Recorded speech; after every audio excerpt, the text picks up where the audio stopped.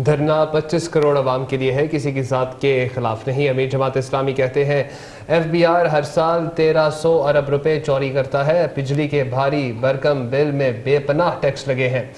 IPPs में सियासतदानों की शमूलियत है, ऐसा कहना था अमीर जमात इस्लामी पाकिस्तान का।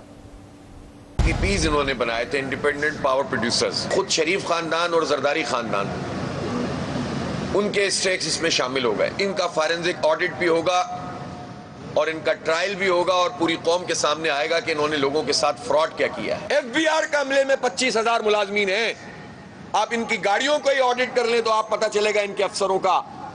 लेकिन ये अपने आदाब पूरे नहीं करते। इनकी अपनी रिपोर्ट्स है कि साल में 1300 अरब रुपए की करप्शन FBR करता है। इसलिए जमात इस्लामी 25 करोड़ लोगों का मुकदमा लड़ रही है, गरीबों का, मिडिल क्लास लोगों का, तालिब इल्मों का, सबका मुकदमा हम लड़ रहे हैं। और हमने इसलिए इन धरनों का आगाज किया है।